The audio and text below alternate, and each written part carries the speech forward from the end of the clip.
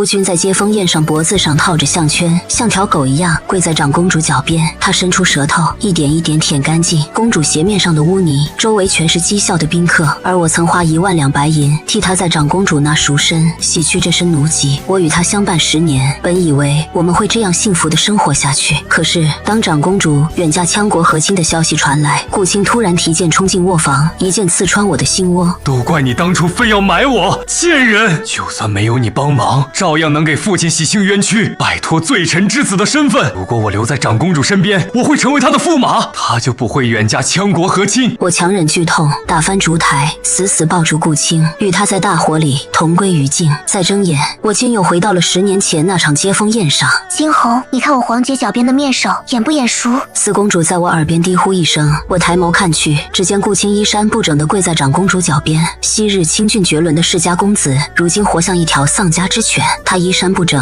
满身伤痕，颈上套着一个带着铁链的项圈，铁链的尽头攥在长公主手心。不知为何，这一世的顾青格外乖顺，哪怕长公主故意用鞋尖碾她的脸。哎呀，本宫的绣鞋脏了，顾青，快给本宫舔干净。顾青也会露出一个乖巧的笑容，然后用舌尖一下下舔去长公主鞋尖上的灰尘。这样的羞辱太过骇人，顾青的温驯会让人忍不住猜测，他在长公主手里受了多少折辱，才把一身傲骨生生打断，变成这副卑贱谄媚的模样。在场的贵女们纷纷露出怜悯的目光，四公主紧盯着我的脸，像是故意试探我般开口：惊鸿，可是顾青啊，你年少时最喜欢的小郎君，我皇姐这般折辱他，不心疼吗？她见我面色平静，又凑到我耳边低语：看在咱们曾是同窗的份上，我告诉你个秘密，我皇姐想换一座新宅子，但她手里缺银子，只要你给我皇姐1万两白银，皇姐就会把顾青从里到外洗干净，送到将军府。我放下酒盏，漫不经心地笑了。就算我和顾郎曾是青梅竹马又如何？如今他不过是一个罪臣之子罢了。他那卑贱之躯能为长公主殿下取乐，是他的福气。多谢四殿下美意，但用1万两银子买二手货，我觉得不值。四公主脸色猛然一变，她不可置信地望着我。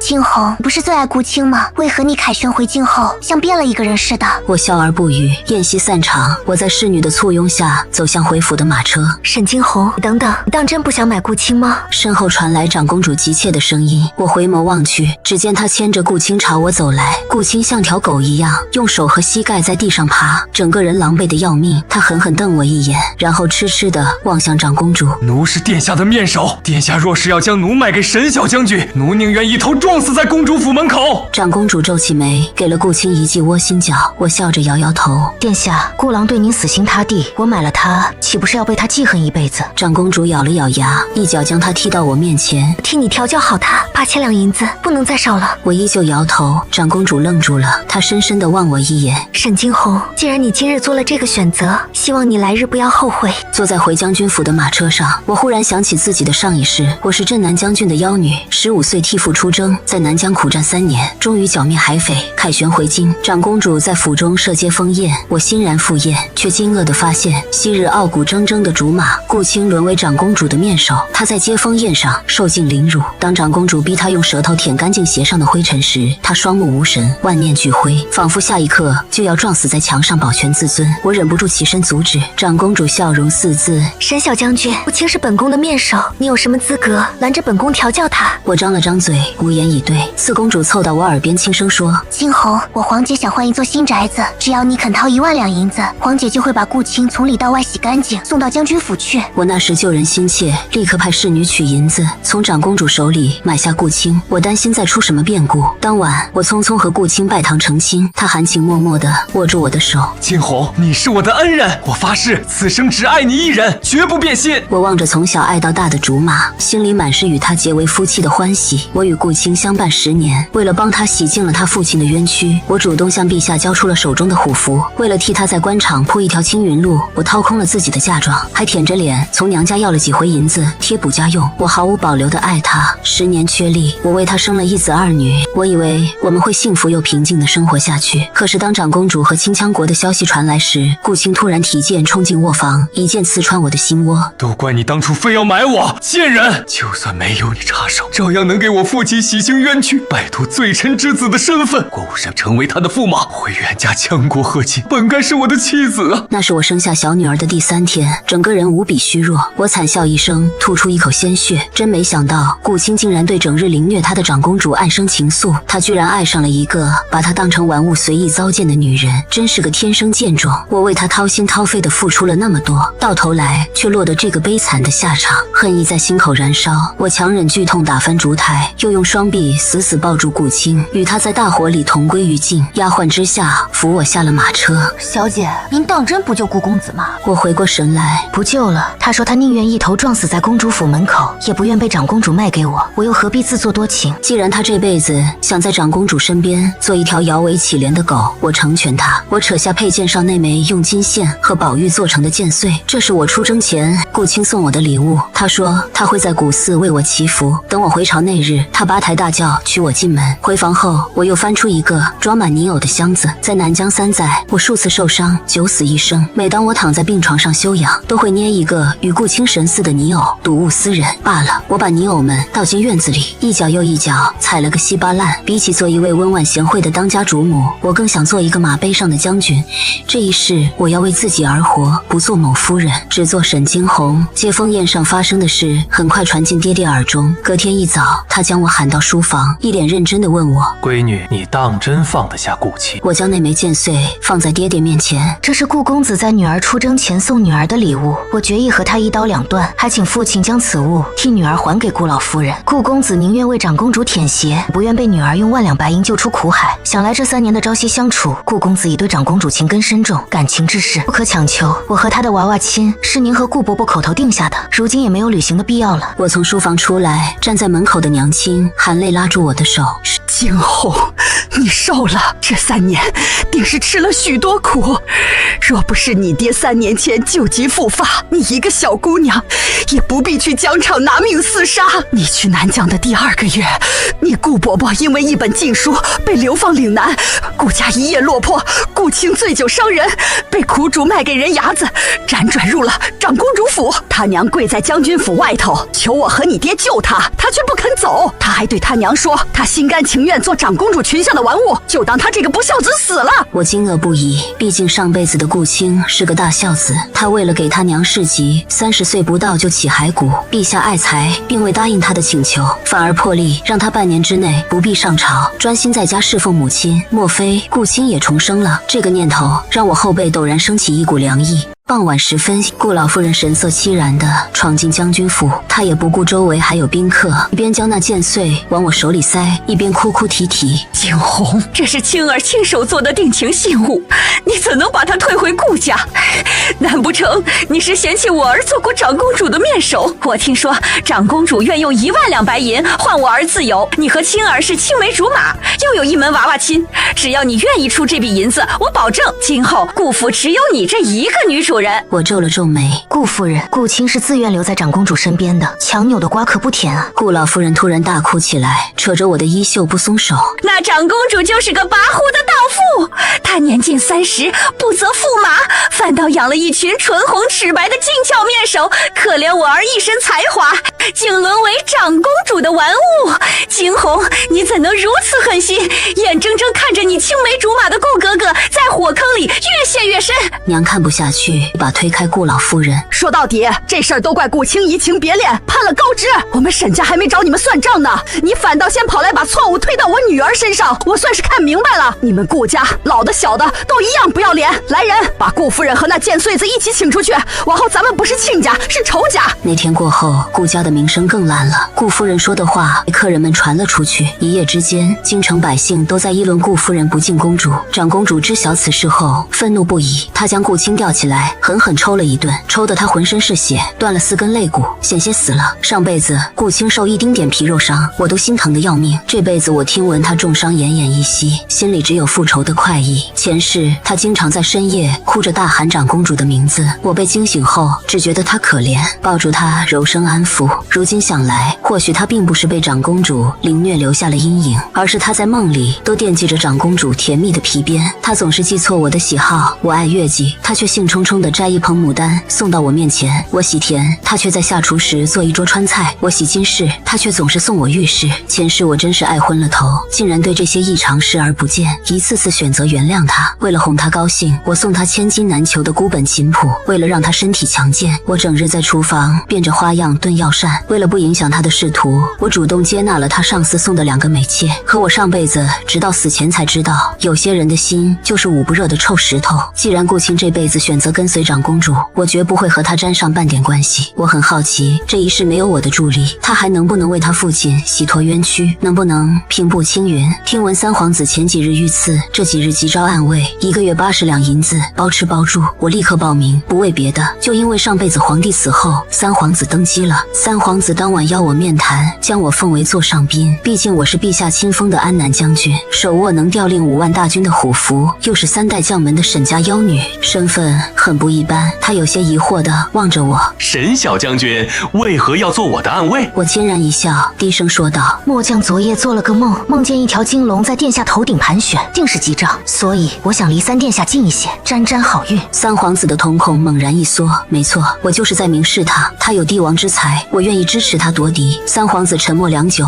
忽然目光坚定地看向我。沈小将军如此信任我，我定不负所托。事成之后，我定会视你为功臣，赐你高官厚禄，丹书铁券。我期待地点点头。当今陛下有3子2女，分别是长公主和4公主，以及2皇子、3皇子和5皇子。2皇子的生母是位宫女，她体弱多病，性格怯懦，并无帝王风范。5皇子是中宫嫡出，与长公主一母同胞，但他自幼被宠得无法无天，性格暴烈骄纵，又极好女色，实非贤君。唯有贵妃所生的3皇子是个文武双全的俏郎君，可是上一世他在夺嫡时受了2次重伤，落下严重的后遗症，一代明君不到40岁就撒手人寰。这一世我一定要好好保护这位未来的天子。3皇子不愧是资质最出众的皇嗣，刺客如影随形，暗杀无处不在。在我隐名埋姓女扮男装为他做暗卫1个月里，光是膳前的侍读太监就死了17个，更不用提马车里的毒蛇、卧房里的毒香、暗巷中的毒箭了。这天晚上，3皇子与礼部侍郎在酒楼小聚，酒过3巡，一位美艳无双的舞姬忽然抱着琵琶出现在门口，她眼波流转，风华万千。就在众人被她的才貌震撼时，舞姬突然从袖中亮出泛着绿光的匕首，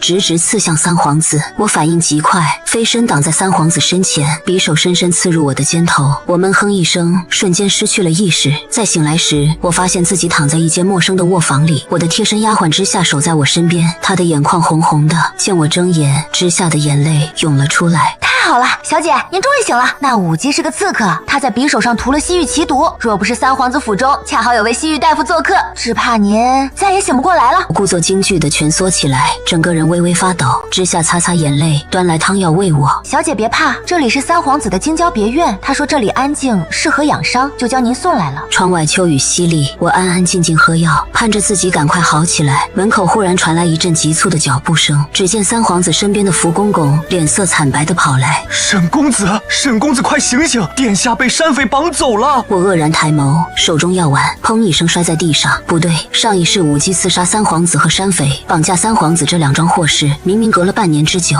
为何这一世这2场祸事挨得这么近？我深吸一口气，强迫自己镇定下来。福公公，你立刻取3万两银票，随我去玉竹山的龙泉寺救人。福公公惊异地望我一眼。沈公子，您怎会知晓殿下被绑去了玉竹山？我闭了闭眼。昏迷时我做了一个长梦，梦见3殿下遭难，梦中仙人不忍龙气陨落，为我指路，要我带3万两银票去龙泉寺救真龙天子。福公公面带迟疑，但还是乖乖照我说的做了。半个时辰后，我撑着大病初愈的身子和福公公踏入龙泉寺，方丈带着一群武僧拦住了我们。我将3万两银票在方丈面前晃了晃。了尘大师，我是殿下的心腹沈公子，若是你能让3皇子殿下毫发无伤的回府，除了这3万两银票，明日我让福公公再给你送3万两雪花银。三皇子殿下最为仁厚，今日之事，想来你也是被逼无奈。只要你放人，来日定能得个救下皇嗣的功劳。方丈略一思索，脸上的怒气消失了。他慈眉善目地收下那叠厚厚的银票，让2个武僧将昏迷不醒的三皇子抬了过来。阿弥陀佛，天家子嗣在古寺中手足相残，小僧真是不忍多看，还望施主小心长公主。今日之事，正是他所为。我背着三殿下出了龙泉寺，山风吹过，被冷汗打湿的脊背打了个哆嗦。上一世，三皇子就是在龙泉寺里斩下了身为男人的象征，身心接受重创。听说长公主极为心狠，她为了给五皇子扫清登基路上的阻碍，竟让方丈用泡了3天金枝的刀子下手，以致三皇子那处伤口溃烂，日久难愈。我这辈子提前调查了龙泉寺方丈，知晓此人极为贪财，为了银子什么事都干得出来。长公主的皇后亲娘出身破落户，本朝皇帝正是清廉，皇后为做表率，不敢让娘家人收贿，日子过得捉襟见肘。据说这15000两银票还是长公主从外祖家借了5000两才凑够，而三皇子的母妃是江南首富长女，家中仆妇成群，富可敌国，所以福公公才能轻易地取出这么多银票。翌日，三皇子从昏迷中醒来，他听说了我的所作所为后，对我大加赞赏，先是财大气粗地送了我1叠地契和1条街的铺子，又送了我16箱金银珠宝和30匹昂贵的蜀锦，我心安理得的领赏。毕竟这些好东西都是我刀尖舔血换来的。半个月一晃而过，长公主的30岁生辰到了，皇后大张旗鼓地为爱女办了一场生辰宴，我换回女子装扮，以沈家三小姐的身份赴宴。皇后借着三皇子遇刺一事大做文章，她打着保护皇室众人的旗号，禁止赴宴的达官显贵携带暗卫和兵器，无所谓，反正我赤手空拳也能打死1头猛虎。为了护三皇子周全，我也不顾上女儿家的矜持和名声，用蛮力挤开一众贵女，一屁股坐到她身旁。三皇子望着我，眼里闪过一抹笑意。沈小姐今日真是光彩夺目。我扯扯嘴角，随后又警惕地观察着四周。这位殿下可是亲口许了我高官厚禄的贵人，在我获得自由与权势之前，他绝对不能出事。不远处传来阵阵香风，只见满头珠翠的长公主与顾青手挽着手，一同踏入殿门。酒过3巡，长公主忽然端着酒盏起身：“父皇，今日是儿臣的生辰，父皇可否满足儿臣2个心愿？”皇帝今日心情不错，笑着点了点头。你说说看。长公主颊边浮起2团红晕。父皇，儿臣的第1个愿望是想让顾公子做儿臣的驸马，儿臣的第2个愿望，希望父皇给顾公子一官半职，总不能叫他以白身娶我呀。我眉心一跳，又一个愿打一个愿挨，他这是抽出感情了。皇帝的笑容僵了僵。未央，你莫不是忘了顾青的父亲犯下了大逆不道之罪？长公主咬着嘴唇，娇滴滴撒娇：“父皇，儿臣就是喜欢他吗？前几日儿臣在湖边戏水险些淹死，是顾公子以命相救，儿臣今日才能好端端站在这里。何况犯错的人是他父亲，并不是他。父皇，您是一代明君，应当赏罚分明才对呀。”皇帝偏爱这个长女，他无奈地叹了口气：“也罢，朕就赐顾青做你的驸马，再给他个国子监点部的职务，如何？”长公主笑得花枝乱颤：“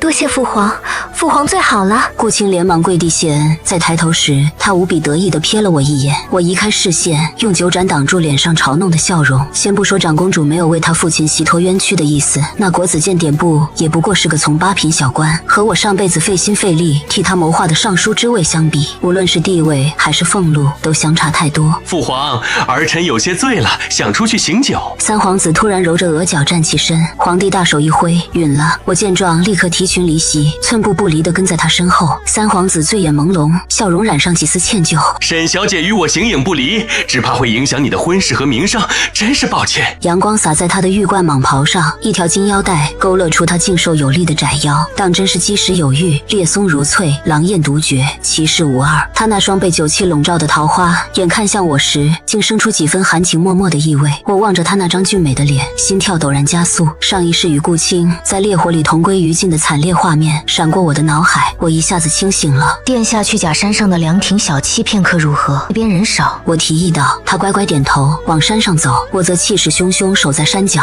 活像一头神灵坐下的猛兽。不多时，有人朝假山这边走来，我警惕地看过去，发现来人是酩酊大醉、满脸通红的顾青。如今他娶了公主，又得了官身，整个人春风得意。他见我站在那里，忽然勾唇一笑：“重来一世，终于得偿所愿了。”我冷眼望他，终于确定他也重生了。顾青凑近一步，嘴里酒臭呛人：“长公主给了我名分，说我有有与其他男子截然不同的魅力。沈惊鸿，你看见没有？老子这辈子没娶你，照样能青云直上。我敷衍地嗯了一声。顾青见我如此无畏，突然恼羞成怒地数落我。沈惊鸿，我上辈子就觉得你不是我的良配，你身上没有半点女人味，一天到晚舞刀弄枪，没有我，你这辈子定会成为嫁不出去的老姑娘。说到最后，他忽然邪魅一笑，看在咱们前世夫妻一场，如果你跪在地上求我，会瞒着长公主在外面置办一座宅子，让你做外室。我一巴掌扇他脸上，我为了泄恨，使出全力，扇得他的左颊高高肿起。在他反应过来之前，故作惊讶地甩了甩手。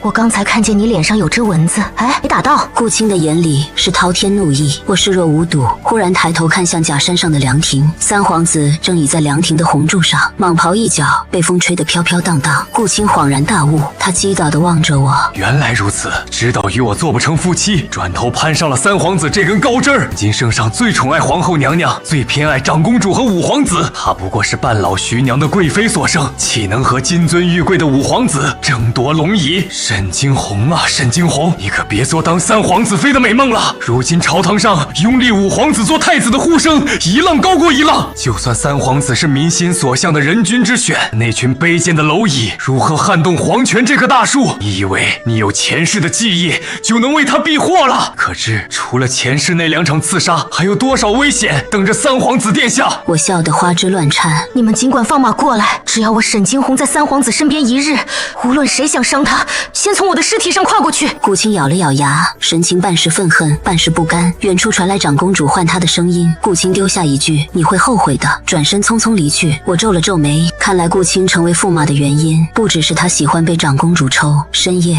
宫里忽然传来皇帝病重的消息，因为在宴上贪食了皇后亲手剥的10只螃蟹和五皇子频频敬上的烈酒，那原本就带病的龙体，此刻岌岌可危。我披头散发冲进三皇子的卧房，用力将他摇醒，然后和睡眼惺忪的他畅谈足足3个时辰。他迷茫的眼神随着我的话语变得越来越清醒。最后，我把长发用银冠高高竖起，穿锦袍，踏金靴，骑着千里驹，扮作年轻富商，拿着三皇子给的20万两银票，一路南下。半个月一晃而过，皇帝的身体每况愈下。我带着1000棵荔枝树和20支商队从南疆回京，商队成员个个人高马大，瞪眼看人时能把小孩吓得不敢哭出声。皇帝奄奄一息，宫中暗流涌动。与世无争的2皇子突然变得异常孝顺，整日衣不解带地跪在龙床前侍疾。5皇子也抛下府中莺莺燕燕，整日跟着长公主出入京城各大医馆，为皇帝求医问药。唯有3皇子只在皇帝病重那晚探望了一次，随后就称病卧床，闭门不出。就在皇帝驾崩当晚，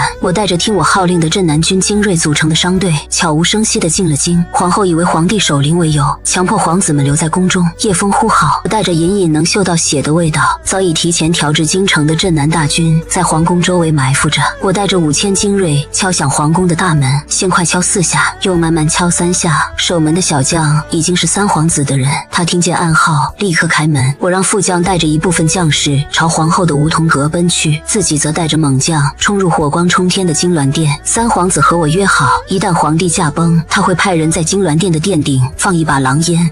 刚行至殿门前，就听见里面传来长公主的娇喝声：“本宫的5弟是中宫嫡子，他才是名正言顺的新天子。2弟、3弟，我劝你们别动别的心思。4公主也跟着大喊：“倘若你们老老实实拥护5弟登基，我和皇姐定会劝他给你们1人1块富饶的封地，余生做个逍遥王爷。”5皇子却没有回音。我大步走进金銮殿内，只见5皇子像个懦夫一样缩在角落里发抖，脸色煞白，仿佛就要被活活吓死。2皇子手里竟然握着2把长剑，一把剑顶在5皇子胸口，另一把剑横在3皇子的脖子上。长公主显然也吓得不轻，她却强作镇定地继续劝说：“2弟，你何苦鱼死网破？如今宫中侍卫都是我母后的人，就算你杀了其余的皇子，母后也不会把龙衣给让你做。”他们争得面红耳赤，完全没有注意到我的到来。我抬手从袖中射出涂了迷药的弩箭，直接将2皇子撂倒在地。紧接着，我又利落地劈晕长公主和4公主。身后的猛将们将5皇子从地上拖起来，绑了手脚，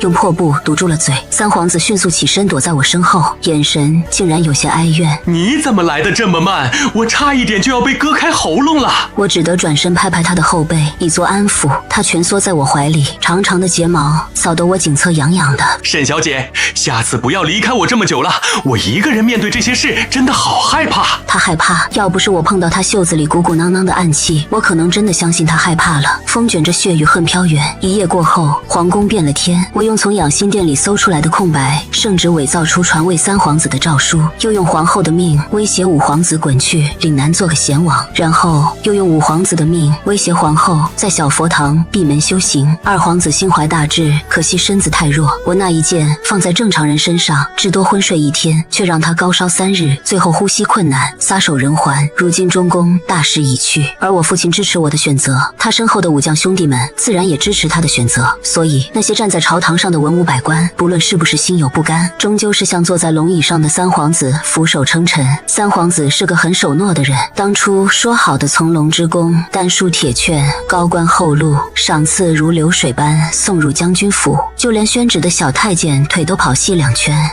三皇子是个好皇帝，萧衣熬食，爱民如子，为国事披星戴月，但他唯一的缺点就是后宫空悬。自从他登基以来，整个后宫没有任何一个女人出现，老臣们变着法子劝谏，他软硬不吃。直到除夕宫宴那晚，三皇子第一次失了态，喝得酩酊大醉，他借着醒酒的名义与我在暖阁中相见。我望着他好看的眉眼，听见他羞涩的吐露心底的妄念。惊鸿，你可愿做朕的皇后？我还没开口，他又急切地说道：朕发誓，朕此生只爱你一人，后宫绝不会再有别的女子。我轻叹一声，陛下，臣女不愿，臣女此生只想自由自在的活，最后在马背上死。臣女愿誓死守护您的江山。陛下，您的龙椅尚未坐稳，此刻纳世家重臣之女为妃，是最简单牢固的结盟方法。还望陛下将臣女视为臣子，而非沈家尚未婚配的小女儿。三皇子亮晶晶的眼睛瞬间变得暗淡，但他没有强求，反而苦笑着点了点头。我向他请了一个镇守南疆的旧职，就在我收拾行囊，准备带着金银珠宝南下的前一日，听闻长公主府里出了一桩血淋淋的惨案。自从五皇子夺嫡失败，长公主的地位一落千丈。她本想借着亲弟弟的东风攫取权势，搞一搞垂帘听政，如今却被新帝的眼线盯得死死的，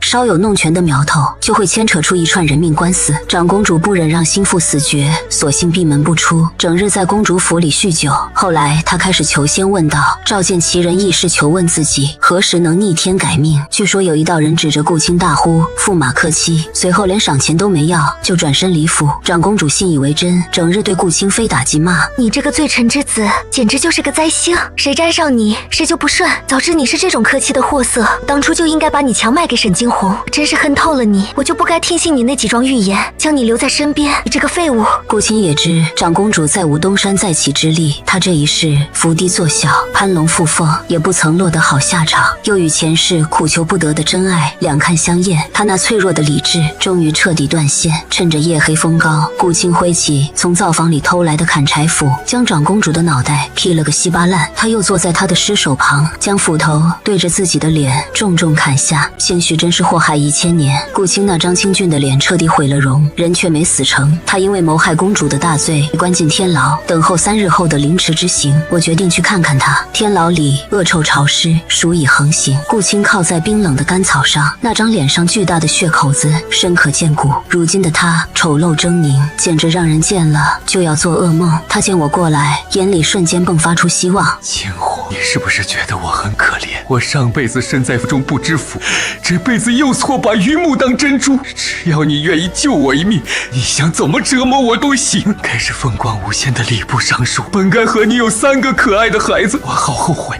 惊鸿，我真的好悔啊！我居高临下的看着他，你不是后悔了，你是害怕了。顾青，我每次想到曾经爱过你，都觉得自己当初眼盲心瞎，竟然救了你这头白眼狼。你就是一个不值得别人对你好的大贱人。说罢，我转身就走，丝毫不顾身后顾青的哭喊和哀求。翌日清晨，我坐在南下的马车上，望着阳光洒在道路两旁的田野上，天地辽阔，我有君恩，虎符与金银，我这一世的人生是前所未有的自由自在。我心情舒畅，勾唇一笑。